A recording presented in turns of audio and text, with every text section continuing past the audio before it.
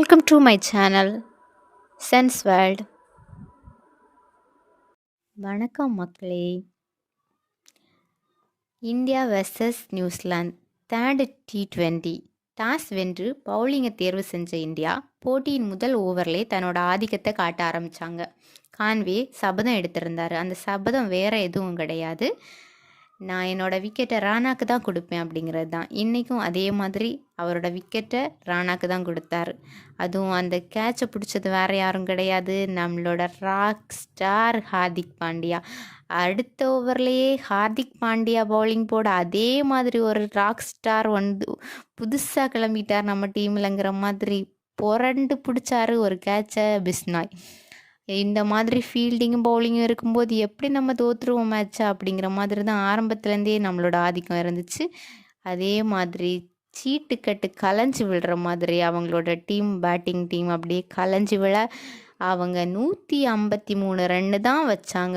9 விக்கெட்டையும் கொடுத்து 20 ஓவர் முடிவில் 153 ரன் வச்சாங்க.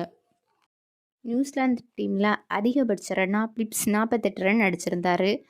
நம்மளோட பவுலிங்கு சொல்லணுன்னா வந்தவங்க எல்லாருமே பட்டையை கிளப்புனாங்கன்னு தான் சொல்லலாம். பிஷ்னாயை புதுசாக டீமுக்குள்ளால் கொண்டு வந்திருந்தாங்க. அவரும் அவரோட பங்குக்கு 2 விக்கெட்டை எடுத்திருந்தார். பும்ரா 3 விக்கெட்டை எடுத்து அவரோட அக்கௌண்ட்டில் இன்னும் 3 விக்கெட்ஸை போட்டுக்கிட்டாரு. ஃபீல்டிங்கை சொல்லணுன்னா சும்மா பட்டையை கிளப்புனாங்க, சுற்றி கேட்ச் பிடிச்சாங்க. அதுலேயும் இஷான் கிஷன் அவரோட ஃபீல்டிங்கை ரொம்ப அழகாக காமிச்சாருன்னா டிவியில் எங்கே பால் போனாலும் நம்ம பார்க்கும்போது அங்கே நின்னது எல்லாமே இஷான் கிஷன் தான்ங்கிற மாதிரி இருந்துச்சு.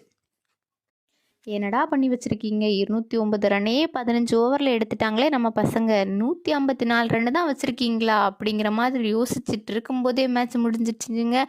ஆமாங்க, நம்ம பேட்ஸ்மேன்ஸ் 10 ஓவர்லேயே மேட்சை முடிச்சுட்டாங்க. என்ன சின்ன வருத்தம்னா சாம்சன் மட்டும் தோற்றுக்கிட்டே இருக்குடேடா மாறாங்கிற மாதிரி இந்த மேட்சனும் ஃபஸ்ட்டு பால்லே அவுட் ஆகி போயிட்டாருங்க. அப்புறமா என்ன இஷான் கிஷனும் அபிஷேக் சர்மாவும் நீயா நானாங்கிற மாதிரி மாறி மாறி அடி பின்னி எடுத்துட்டாங்கங்க.